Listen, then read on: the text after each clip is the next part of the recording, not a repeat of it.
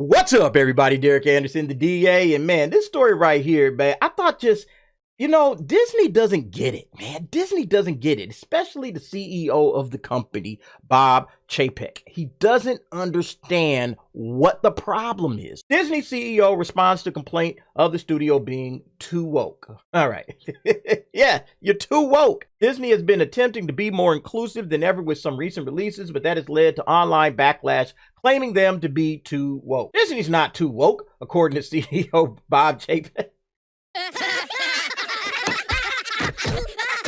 Man, do you hear yourself, Bob? Man, y'all the wokest of the woke, man. You guys are the world wokest champ. You got the title belt. Nobody's even close to y'all right now. Not Netflix, not Amazon, not HBO, Warner Brothers, Universal, Paramount. No, you guys are the world champs right now in terms of wokeness. Don't get it twisted, bro. The Hollywood giant has come under fire recently from a number of recent changes around inclusivity and diversity in the studio's output, including the casting of Halle Bailey as Ariel in its live-action Little Mermaid remake, yeah, the inclusion of the same-sex kiss in Lightyear, yeah, and multiple additions to the Star Wars and Marvel franchises. Look, if you guys like that stuff or don't like that stuff, fine, I don't really care. But don't sit up here and say it's not part of the woke agenda. Like, come on, man. That's exactly what this stuff is. What Bob Chapek, what I thought he was going to do, what I thought Bob Chapek was going to do is going to double down. Yeah, we woke. So what? Yeah, we won't call us woke Disney. I don't care. We woke.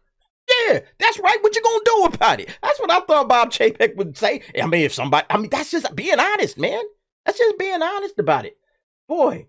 All of this has led to complaints that the company is going woke for woke's sake. They are. But this is something that Chapek has said is more complex than many believe. Here's what he told the Wall Street Journal. Here's his quote. I think the more complex something is, the more you really have to drill down into the basics. And we want our content to reflect the rich, diverse world that we live in. And again, I guess that's just another way of saying catering to your audience. No, you're not catering to your audience, sir. No, Bob, you're not catering to your audience, okay? You're catering to a political agenda or a social agenda, okay? You're catering to a message, okay? You're catering to politics. You're preaching. You're promoting. You're not just doing the job of an entertainment company, which is to entertain. That's your job. That's the only job you have, okay? Your job is not to sit up here and be the surrogate parent of society and tell society how society should be living, okay? That's not your job. That's not the job of your artists. That's not the job of your writers or your producers or your directors or anybody associated with it, okay? Oh, we must put messages in our... No. Entertain me, okay? If there's a message in anything, it's got to be like 4 or 5 layers deep, okay? Or we got to really go in and study that to see some kind of a hidden message. The number one job of an entertainment company is to entertain. So when you're talking about catering to your audience, that's what you should be doing. Like, for real, folks, let's go back like 30 years, okay? It's year 2022. Let's go back to the year 1992. Let's just check out what Disney put out in terms of its production that year. So here's what Disney was putting out. First, you got Aladdin, of course, the big gun, right? That was the golden years of Disney's animation, and Aladdin was one of the best that they've ever done. 1992, right? We go to the Muppet Christmas Carol, okay? Another major, big, family-friendly, right? What's more family-friendly than the Muppets, okay? The parents can get some of the jokes that the kids don't get. You can all come and enjoy it together. Family-friendly, right? Then we move on to what? The Mighty Ducks. The Mighty Ducks, again, another family-friendly, fun. It's a legendary movie at this point. People talk about the Mighty Ducks and like, oh man, people quote it. They watch it year after year. People love that movie. Okay, then you move on to Newsies. Now, Newsies was a musical. You could see old Christian Bale, like one of his first kind of big roles, I think. Not a great movie by any stretch of the imagination. It had its flaws, but it actually gained a cult following. You know, people still like Newsies today. And then, it actually took off on Broadway, I think. Got some Tony Awards or whatever. So, yeah, Newsies became a thing. And then finally, Honey, I Blew Up the Kid. Rick Moranis, family. So when this guy's talking about catering to your audience is Disney, and Disney is family, okay? It's family. That's what people come to Disney to see. They come to watch. But let's check this out. Do you guys remember this? This is what somebody said in regards to Disney and what it is that they were trying to promote.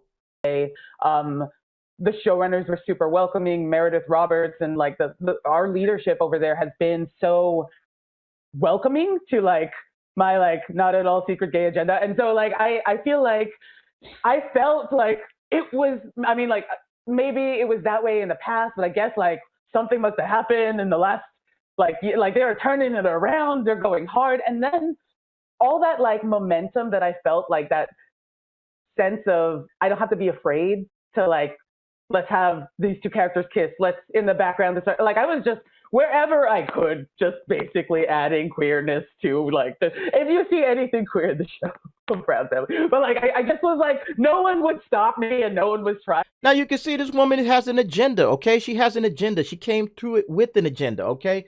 She's not talking about catering to the audience, all right? She's catering to her agenda. And she was so excited about it. She's pushing it all over the place. This woman wanted to put, this is one of Disney's producers.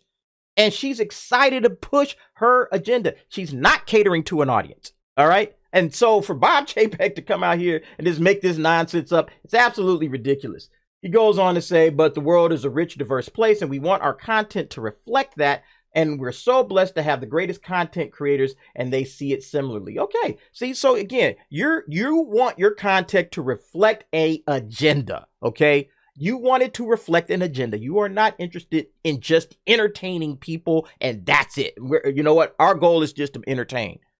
And the thing about it is, what he constantly misses, and what I think a lot of these cats miss, is what is diversity, okay? What is inclusivity? They don't even understand it, okay? They think diversity is race swapping Ariel into a black chick. That's what they think diversity is. Like, they don't understand the core pieces of diversity in and of itself, okay? It's about culture. If you're interested in doing something for diversity, number one, it has to be original, okay? Nobody cares about a race-swapped Little Mermaid or race-swapped anything, okay? If you're interested in promoting something that's diverse, that's different, if that's your goal, okay, then you would just promote, hey, we need a Black Mermaid story if that's what we're trying to do. We want to tell a Little Mermaid, but we're going to have a different Little Mermaid. This black girl, I know there's like a Gabriella or something like that who's black. Hey, we got this Gabriella character. We're going to give her her own story. We're going to write her own songs, okay? That would be the way to do it, all right? Not just to stand on the name Little Mermaid and Ariel and all of the wonderful songs that were written about that and then just race swap it and there we go. Done, diversity accomplished. No, you've accomplished nothing. You've just insulted everybody, at least thinking people are insulted. I always say when someone walks down Main Street and looks at the castle, you're not thinking, I'm on one side of the political spectrum or the other. What? This is the same guy saying this that was battling it out with the Republican governor of Florida, Ron DeSantis. This guy is battling it out with him, right? And like putting their crown jewel in jeopardy, their crown jewel theme park, getting that in jeopardy over a political issue, over parents that said, hey, we don't want sexual material in front of our kids. We don't want sexual discussions in front of our K through third grade kids. We just don't want those kind of discussions. We'll have those discussions with our kids. Thank you very much. You guys go ahead and just talk about school and reading, writing, and arithmetic. That's what you're supposed to do anyway. And you got the whole company in hot water over that mess. We're not on one political aisle or the other. You're absolutely showing that you're on one political spectrum. You know, so like back in the days, you know, he says you all have a shared belief in the wonderful aspects of what Disney is. I want to use Disney to bring people together. Then stop talking politics. Keep your nose out of that. That has nothing to do with Disney. But see, now what you have is you got parents that are coming into Disney, say, hey, man, we used to just come to this place because we love Mickey, Donald, and Goofy. You know, we want to see the Little Mermaid. We want to see Beauty and the Beast and Aladdin. We want to see the princesses on display and all that. We used to come to this place to see that. But every time we come to Disney, we thinking like, man, all they keep talking about is politics. They can't stay away from it. And they're putting it in their material. I mean, you know, again, I have no problem with what people watch. You watch what you want to watch, do what you want to do. But don't sit up here and try to gaslight us. Oh, we're not woke. Maybe you're thinking like, oh, well, we're not too woke. You know, we're just the right amount of woke. Maybe that's what he's talking about. For many years, the Walt Disney Company was under fire for its lack of diversity, and included, you know, casting white males in the Marvel Cinematic Universe. Well, I mean, characters are white. I mean, that's just the way it is. You can add to that Marvel, right? You know what you can do? You can actually go dig through the archives of Marvel comics and bring out some black characters that you guys haven't touched yet. You can do that. You can do that instead of just trying to say, oh, well, you know what we'll do? We'll race swap Professor X, right? Race swap Mr. Fantastic. There we go. It's like, no, go down deep to the characters that were actually created as black characters, if that's what you want to do, or any other minority for that matter, okay? Those characters deserve their place in the sun just like the others. So give it to them. Okay, that's the goal. Okay, but you see what they did with the Eternals? We just gonna race swap all kind of people, just show super diversity. All right, and it accomplished nothing, and it didn't make the movie any better. People don't like the movie; it was boring. You guys just messed up, man. Just telling you, man. White actors for prominent roles for classic Disney movies such as The Lion King. James Earl Jones do Mufasa. Yeah, whatever. Toy Story and Frozen. However, in recent years, there's been a massive shift to the number of roles being given to women, people of color, members of the LGBT community. However, this has also brought a number of complaints about Disney's wokeness from social media users who are not on board. No, again, it's about the race swaps, okay? I just want to keep saying it. When you decide, hey, we're just going to inject somebody's race and we're just going to swap a race around, even though this person and this particular character that's been created has always been a certain color or has always been a certain identity, and you just want to flip it and change it, okay, at will, and then claim, well, you know, because identity doesn't matter to the character. But if identity didn't matter to the character, what's the answer? Why did you change the identity? We always say that. If race didn't matter to the character, why did you change the race? We'll just keep beating that dead horse until somebody actually answers that question. That's the problem. It's the forced agendas. It's not the fact that you put a female action hero or character in, okay? It's the fact that you took a character and you gave her no flaws whatsoever and you made her super great and she can defeat everybody, and everybody's like, that's boring.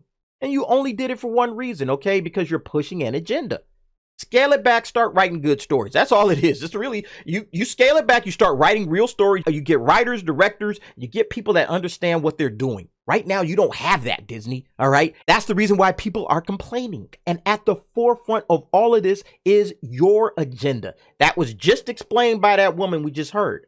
That's your agenda. That has nothing to do with me. That has nothing to do with anybody else. I'm a black dude, and I'm like, yo, what is this nonsense, okay? Give me, if you want to do diversity, hey, give me a real character that I can sink my teeth into that has nothing to do with your political nonsense. All right. Don't just race swap them. Actually go to the wall, get a good writer, get a few good writers, as a matter of fact, because you need them everywhere, and give us what we want. All right. But you guys aren't going to do that. And then they talk about the live action Beauty and the Beast with Josh Gad as the first gay character and all that kind of stuff. Complaints have been raised by the gay kiss of Toy Story movies and everything. Look, and there's certain things that belong at a certain age range, okay? If you know that kids is coming to see this, hey, this is probably not the place to do this. You know, we have other kinds of programming for an older audience. That's where that type of stuff belongs, okay? We're not trying to teach these young kids this or that. We're not trying to shape them or move them one direction or another, okay? The parents want to have those conversations. This is what Disney is not understanding. Parents want to have those conversations. And below a certain age, it's just like, hey, just no politics, no social agendas. Just keep it super duper plain, all right? Just plain Jane. Hey, just fun entertainment for little kids, all right? We're not trying to teach them about this. We're not trying to teach them about that. That's the parents' job. And the fact that Disney doesn't understand that is the problem. While the subject of diversity is one that is not going to be easily resolved, Disney is just one of the studios that have to constantly tread a fine line between being true to the source material and being diverse when adapting well-known works into new TV shows and movies. Just make new stuff, all right? Make new shows, new TV shows, new things. You won't have to worry about that piece of it at all right? You might still have to worry about, you know, being too woke. At least you could say you're not ruining people's childhoods. You're not ruining franchises that, you know, you didn't create, okay? At least you could say that. Like we just saw, Mighty Ducks, right? You know, Honey, I Blew Up the Kid. These are things that y'all created, okay? So go create some more stuff. Get some writers. Get some people that know how to write. That's the biggest issue with Disney. How they continue to do that in the future is an issue that is clearly being constantly considered by Chapek and the rest of the team. I don't think they consider it. But yeah, the backlash and the loss of money that they've experienced this year, especially Lightyear. Lightyear lost them a ton of money, and that had to be a big eye opener for them. like, okay, we need to scale this stuff back. We're going way too far with it. And so now you can see Bob is coming out here trying to do some cleanup on aisle 9, try to fix this thing. Hey, you're going to have to work a whole lot harder than this, Bob. I'm going to tell you that right now. But anyway, folks, what do y'all think about this whole situation? Is Disney too woke? You already know what I think. Go ahead, get down in the comments, leave me your thoughts and your opinions. Thanks for watching. See you next time.